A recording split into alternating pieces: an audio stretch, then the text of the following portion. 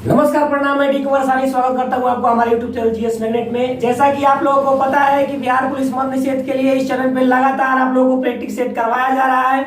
इसके पहले आप लोगों को मैथ के क्वेश्चन दिया गया था। फिर इस वीडियो में हम लोग मैथ के महत्वपूर्ण टाइप्स के बारे में पढ़ेंगे जो एग्जाम में आने की संभावना हो।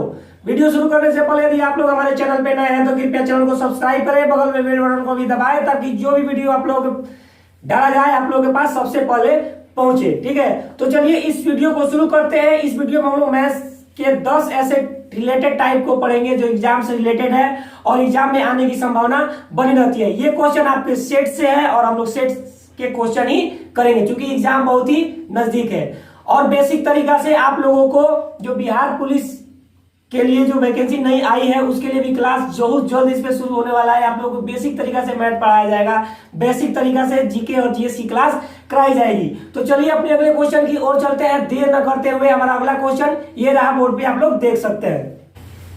तो चलिए हमारा ये पहला जो प्रश्न है ध्यान से पढ़ेंगे। दूध की कीमत में 20% की वृद्धि हो जाए तो उतना ही व्यय रखने के लिए उपभोग में कितनी कमी करनी पड़ेगी। जाहिर सी बात है कि अगर हम किसी वस्तु का उपभोग करते हैं यानी उपयोग करते हैं तो अगर उसकी कीमत में अगर वृद्धि हो जाए और हम अपने बजट के अनुसार ही चले तो हम क्या करेंगे, जितना खपत करते थे उससे क्या करेंगे, कम करेंगे। सेम वही कंडीशन है कि अगर दूध की कीमत में 20% वृद्धि हो जाए, मान लीजिए कि दूध का कीमत अगर 100 रुपया है, अगर अचानक 20% इसमें बढ़ जाए और 120 रुपया हो जाए तो हमारे पास बजट कितना रहेगा, 100 ही है तो 100 रुपये का ही ना हम दूध खाएंगे। अगर उससे ज्यादा खाएंगे तो हमारा बजट क्या हो जाएगा, ज्यादा बढ़ेगा। तो हमको ज्यादा नहीं करना है, सेम वही कंडीशन करना है यहाँ पे। तो चलिए बोल रहा है कि दूध की कीमत में 20% की वृद्धि हो जाए तो उतना ही व्यय रखने के लिए उपभोग में कितनी परसेंट कमी करनी पड़ेगी, यानी खपत कितना परसेंट कम करना पड़ेगा कि हमारा खर्च महीना दिन न बढ़े। तो चलिए इसको सॉल्व करने के लिए एक आसान सा ट्रिक होता है, R/100 प्लस R गुणे 100। इस बात को आप लोग ध्यान रखिएगा। इस ट्रिक को, इस टाइप के जो भी क्वेश्चन आए इस ट्रिक पे बन सकता है। जहां R बराबर आपको क्या लेना है, 20%। कितना परसेंट, 20%। यहाँ 100 में R जोड़ देंगे यानी 120 हो जाएगा, गुना 100 हो जाएगा। हमारा क्वेश्चन सेट हो गया, इसको सॉल्व करेंगे आंसर आएगा। तो चलिए 1 0 से 1 0 हम लोग काट देते हैं। ये 2 छक्का 12 कट जाएगा, ये 3 बार में कट जाएगा और ये 50 बार में कट जाएगा। हमारे पास आंसर कितना आया, 50/3। कितना आया, 50/3। यानी कि इसको जब हम लोग पूर्णांक पे तोड़ेंगे तो हो जाएगा 16 पूर्णांक कितना, 2/3 परसेंट की खपत जो है कम करना पड़ेगा। ठीक है, यानी कि 16 पूर्णांक 2/3% दूध की खपत कम करना पड़ेगा, तब जाकर के उसका व्यय का जो बैलेंस है बराबर रहेगा। आशा करता हूं कि ये क्वेश्चन समझ में आ गया होगा। अगर समझ में नहीं आया होगा तो वीडियो को बैठ करके आप समझ सकते हैं। ध्यान रखिएगा ट्रिक वही रहेगा, चाहे इस पे कोई भी हो। यहाँ पे दूध की जगह पे गाजर, आलू, मूली, भंडा कुछ दे सकता है। आप लोग इस ट्रिक पे इसको सॉल्व कर सकते हैं, इस टाइप के जो भी क्वेश्चन है। तो चलिए अब चलते हैं अगले क्वेश्चन की ओर। अगर इस क्वेश्चन से कोई डाउट हो तो आप लोग कमेंट में जरूर बताइए। तो चलिए हमारा अगले क्वेश्चन की ओर चलते हैं। तो चलिए हमारा जो अगला प्रश्न है इस प्रश्न पे हम लोग ध्यान देंगे। 160 के 15% में कितना जोड़ा जाए कि योगफल 240 के 25% हो जाए। 160 के 15% में कितना जोड़ा जाए कि योगफल 240 के 25% हो जाए। बहुत ही आसान क्वेश्चन है, बहुत ही लाजवाब क्वेश्चन भी है। चलिए इसको हम लोग सेट करते हैं कि ये कैसे बनेगा। ठीक है, तो इसको बनाने के लिए सबसे पहले ऊपर बोल रहा है कि 160 के 15% में कितना जोड़ा जाए। तो मान लीजिए कि 160 के 15% में आपको x जोड़ देंगे तो ये 240 के 25% के बराबर हो जाएगा।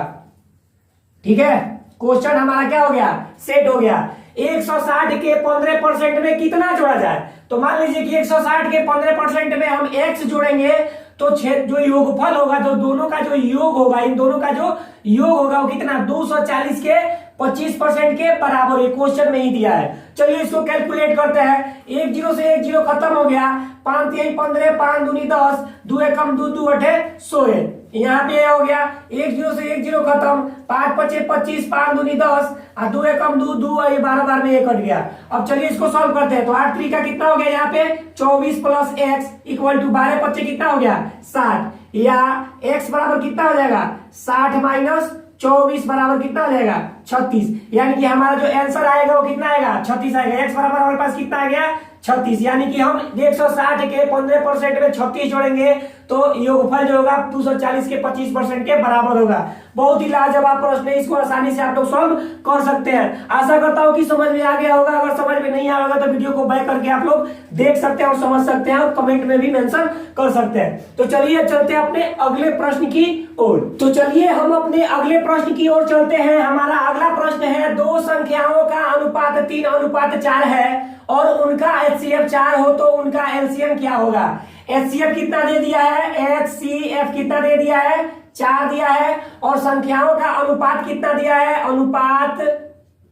अनुपात दिया है कितना 3:4। तो संख्या क्या हो जाएगी, तो संख्या जब HCF दे दिया है तो HCF दोनों में कॉमन होता है तो इन दोनों में क्या करेंगे गुणा करेंगे, यानी कि 3 में 4 से गुणा करेंगे तो संख्या एक हो जाएगी 12 और दूसरा का कितना हो जाएगा 16। अब ये दोनों संख्याएं हमारा क्या हो गई निकल गई किससे, HCF से। HCF जो होता है सब में कॉमन होता है इसलिए इसमें हम गुणा करेंगे, 3 में 4 से तो 12 और 4 में 4 से तो 16। अब आसानी से हम लोग इसका एलसीएम निकाल सकते हैं। तो एलसीएम क्या हो जाएगा, यानी कि 12 और 16 का एलसीएम आप लोग निकाल सकते हैं। कितना आ जाएगा 12 और 16 का एलसीएम जो है 2 दूनी 4 4 3 12 अब 8 चौका कितना 48, कितना 48। आशा करता हूं कि ये क्वेश्चन आप लोगों को समझ में आ गया होगा और नहीं समझ में आया हो तो वीडियो को बैक करके आप लोग समझ सकते हैं। करना कुछ नहीं है, बस HCF से ही संख्या को निकाल लेना है।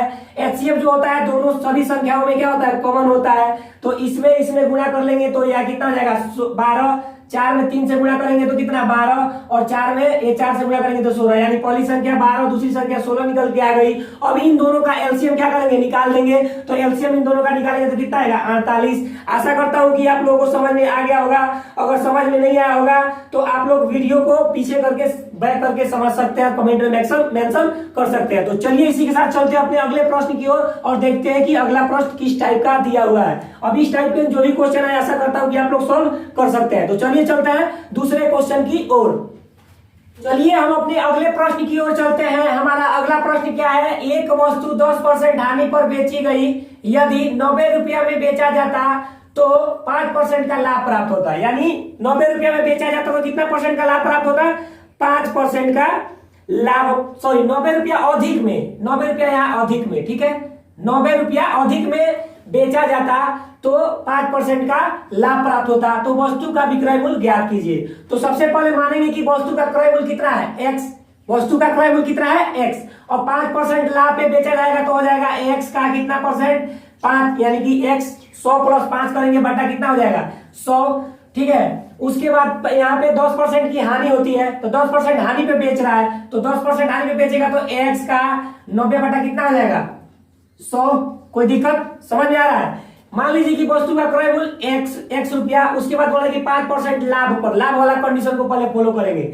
लाभ पर बेचा जाता है 5%, तो हमने बताया था कि जितना परसेंट लाभ पाएगा 100 में क्या करेंगे जोड़ देंगे। तो 100 में 5 जोड़ेंगे तो 105 और x का 105 बटा 100 एक पहला कंडीशन बन गया।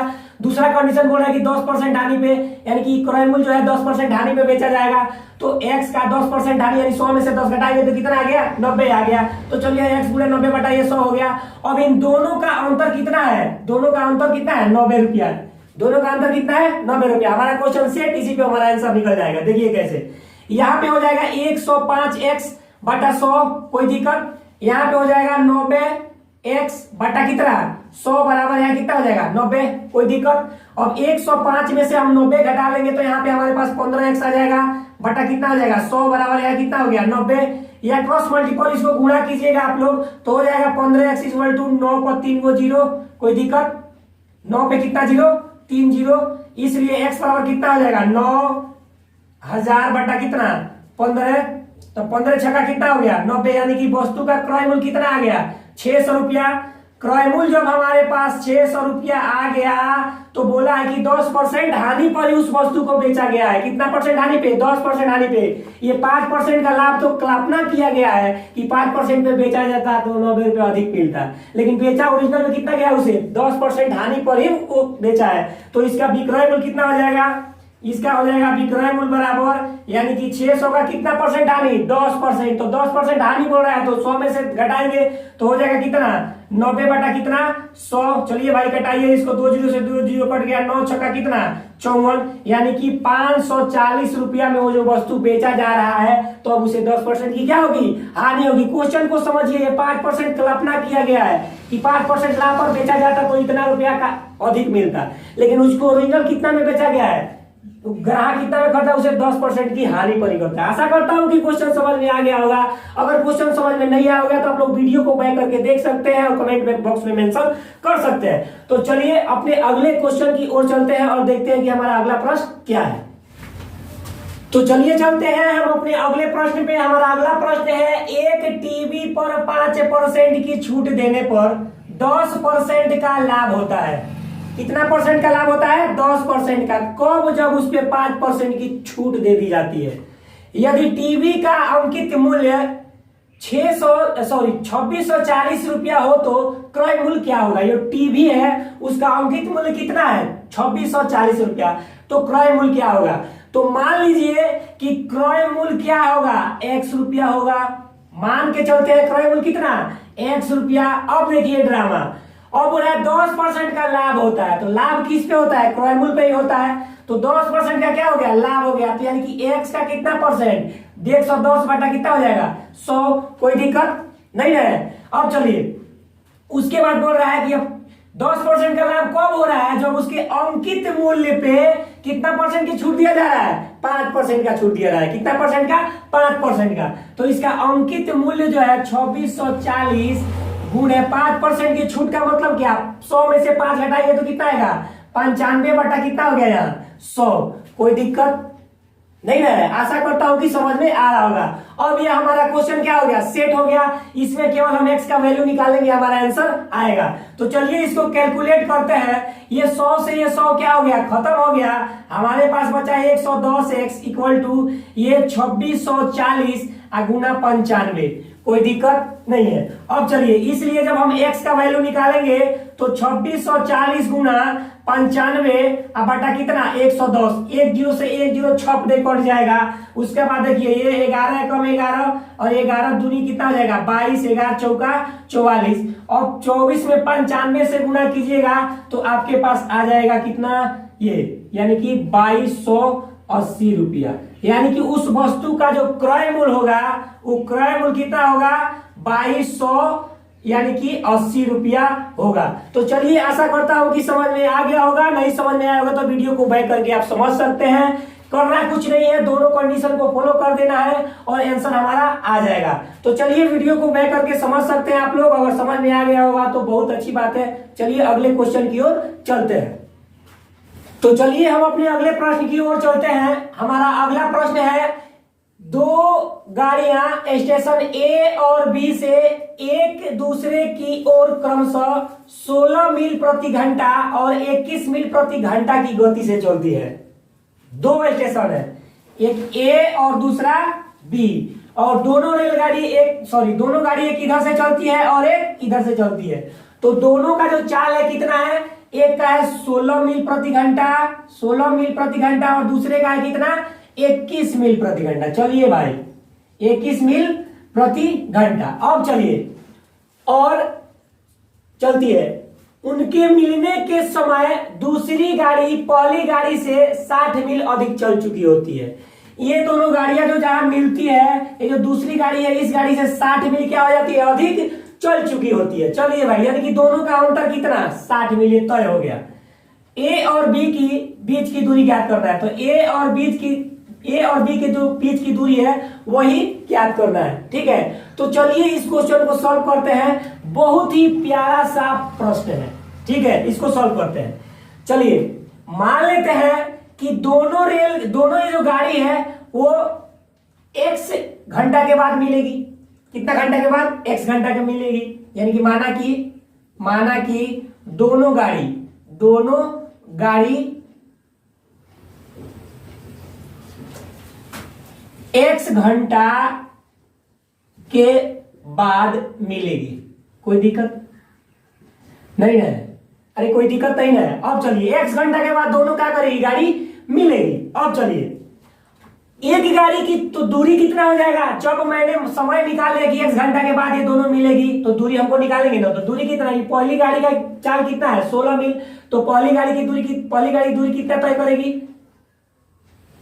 पहली गाड़ी कितना दूरी तय करेगी 16 मील उसका चाल है और x घंटा चल रही है, तो कितना हो जाएगा 16x हो जाएगा ना। पहली गाड़ी की दूरी जो है दूरी कितना हो जाएगा 16x होगा कि नहीं। अब देखिए दूसरी गाड़ी की चाल कितना है 21 मील प्रति घंटा और वो भी कितना चल रही है x घंटा, तो इसकी भी दूरी कितना हो जाएगी, दूसरी गाड़ी की दूरी कितना तय कर लेगी x घंटा में, तो 21x तय करेगी कि नहीं करेगी। चलिए एक बार और समझते हैं। मान लीजिए कि दोनों गाड़ी x घंटा चलेगी तो दोनों आकर के यहाँ क्या हो जाएगी, मिल जाएगी, कोई दिक्कत नहीं है। अब चलिए तो x घंटा हम दोनों गाड़ी के लिए समय मान लिए, तो एक गाड़ी की चाल है 16 मील प्रति घंटा और उसको x घंटा हम चलाए हैं, तो वो कितनी दूरी तय करेगी 16x, यानी दूरी बराबर क्या होता है समय गुणे चाल, तो समय हम x माने और चाल कितना दिया 16, तो दूरी कितना हो जाएगी 16x। तो दूसरी पहली गाड़ी दूरी तय कर ली 16x मीटर यानी कि मील, इतना दूरी तय कर ली।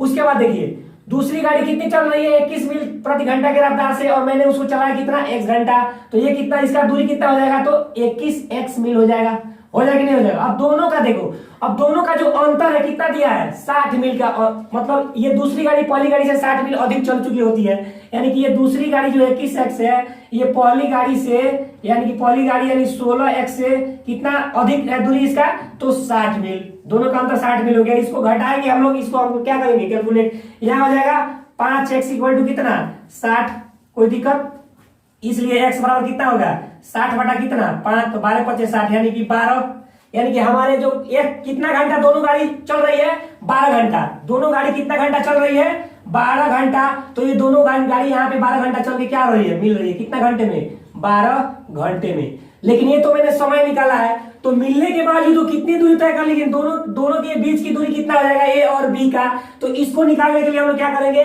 तो दोनों गाड़ी ध्यान दीजिए कि दोनों गाड़ी एक दूसरे की विपरीत में चल रही है, क्या चल रही है एक दूसरे की विपरीत में चल रही है, तो दोनों गाड़ी की एक सापेक्ष चाल हम लोग निकालेंगे। तो जब हम जानते हैं कि जब गाड़ियां एक दूसरे की विपरीत दिशाओं में चलती है यानी एक दूसरे की ओर चलती है, तो उनकी चाल को क्या कर लेते हैं हम लोग, चाल को जोड़ देते हैं, क्या कर देते हैं चाल को जोड़ देते हैं, यानी एक गाड़ी इधर से चल रही है गाड़ी इधर से आ रही है, तो दोनों का सापेक्ष एक चाल निकालने के लिए दोनों चाल को क्या कर देंगे जोड़ देंगे, तो इसलिए दो लिखेंगे दोनों गाड़ियों का सापेक्ष चाल इक्वल टू कितना हो जाएगा, ये चल रही है 16 और ये चल रही है 21, तो 16 और 21 को क्या करेंगे जोड़ेंगे, तो ये कितना आ जाएगा 6 1 7 2 1 3 37, ठीक है कितना आ गया 37 मील प्रति घंटा। अब चलिए अब इसको क्या करेंगे कि अब हम इतना घंटा के रफ्तार से दोनों का सापेक्ष चाल निकल गया, इसलिए कुल दूरी इक्वल टू क्या हो जाएगा 37 गुणे कितना ये 12 में 37 से हम क्या करेंगे गुणा करेंगे, तो 12 में जब 37 से हम गुणा करेंगे तो हमारा आंसर कितना आएगा 12 गुणे हम लोग 37 करेंगे, करके देखिए 7 दूनी 14 7 एकम 7 1 8 3 दूनी 6 3 एकम 3 4 814 के 4 हाथ में 1 3 1 4 400 कितना 44 कितना 444 मील जो होगा दोनों ये स्टेशनों के बीच की दूरी होगा। आशा करता हूं आप लोगों को समझ में आ गया होगा, अगर समझ में नहीं आया होगा तो आप लोग वीडियो को बैक करके समझ सकते हैं, और इससे भी अगर कोई खतरनाक दिक्कत हो तो कमेंट बॉक्स में क्या कर सकते हैं मेंशन कर सकते हैं, आप लोग की रिप्लाई जरूर मिलेगी। तो चलिए अब चलते हैं हम लोग अगले क्वेश्चन की ओर, ठीक है, और देखते हैं कि हम लोगों का अगला क्वेश्चन क्या है। तो चलिए अब अपने अगले प्रश्न की ओर चलते हैं। बहुत ही प्यारा प्रश्न है, इस क्वेश्चन को देखिएगा। एक व्यापारी एक वस्तु को बेचने के लिए 30% और 15% की छूट देता है, तो क्रमिक छूट दे रहा है कितना, एक 30% का और एक 15% का। यदि उससे वस्तु पर 476 रुपया मिले तो उसका अंकित मूल्य क्या होगा। उस वस्तु को बेचता है तो उसे कितना रुपया मिलता है 476 रुपया। कब? जब वो दो प्रकार के छूट दे रहा है, एक 30% और एक 15%। तो चलिए इस क्वेश्चन को बहुत ही लाजवाब तरीके से सॉल्व करते हैं। आप लोग बोर्ड पे देखिएगा, ठीक है। मान लीजिए क्रमिक छूट दिया है। क्या दिया है? क्रमिक छूट। तो क्रमिक छूट कितना दिया है? 30% का दिया है और एक 15% का दिया है। तो क्रमिक छूट को एकल छूट में बदलेंगे। तो एकल छूट में बदलने का फॉर्मूला पिछले वीडियो में मैंने बताया था, आप लोग देख लीजिएगा। अगर नहीं पता हो तो कैसे बदलते हैं आप लोग बोर्ड पे देखिए। इसको एकल छूट में बदलने के लिए तो 30 + 15 माइनस 30 गुणे 15 बटा कितना करते हैं? 100 करते हैं, ठीक है। अब इसका एकल छूट निकालेंगे तो हो जाएगा 0 से 0 खत्म हो जाएगा। 5 × 15 5 दूनी 10 यानी कि 45 माइनस 9/2। अब इसको सॉल्व कीजिएगा तो 81/2% आएगा। यानी कि 30% और 15% का एकल छूट 81/2% हो गया। अब चलिए डायरेक्ट प्रश्न पे चलते हैं। तो मानते हैं कि प्रश्न में बोल रहा है कि अंकित मूल्य निकालना है। तो माना कि अंकित मूल्य कितना हो जाएगा? माना कि अंकित मूल्य कितना हो जाएगा? अंकित मूल्य बराबर x रुपया हो जाएगा। अब x बटा कितना हो जाएगा? x गुणे, अब छूट दे रहा है 81/2%। ये क्या है? छूट है। तो छूट को क्या करेंगे? 100 में से घटाएंगे। तो 100 में से जब घटाएंगे यानी कि ये हो जाएगा 100 माइनस 81/2 जब करेंगे तो हमारा आंसर कितना आ जाएगा? 119 बटा कितना? 2, ठीक है। गुना में कितना? 1/100, क्योंकि यहाँ परसेंटेज है, ये परसेंटेज में है, ठीक है। समझ रहे मेरी बात को? ये जो 81/2% जो छूट है वो हम क्या करेंगे? 100 में से घटाएंगे। जब लाभ होता है हानि होता है 100 में से घटाते हैं ना। तो 100 में से जब हम 81/2 घटाएंगे तो कितना आ जाएगा? ये 200 में से 81 गया तो 119 बटा कितना आ जाएगा? 119/2 आ जाएगा। इसलिए मैंने डायरेक्ट 119/2 गुणे 1/100 लिख दिया। ये 100 इसलिए चूंकि ये परसेंटेज में, परसेंटेज के लिए 100 लिखा मैंने। अब बराबर कितना उसको मिल रहा है? तो 476 रुपया। अब हमारा ये क्वेश्चन सेट हो गया। इसको x का मान निकालने के हमारा आंसर आएगा। कैसे आएगा? चलिए भाई, यह हो जाएगा 119 x/200 हो जाएगा बराबर 476 का 476 क्रॉस मल्टीपल गुणा करेंगे तो हो जाएगा 119x = 476 गुणे कितना? 200। कोई दिक्कत? इसलिए जब x का वैल्यू निकालेंगे तो 476 गुणे 200 बटा कितना? 119। ये 4 बार में क्या हो जाएगा? कट जाएगा। हमारे पास आंसर कितना आएगा? 800।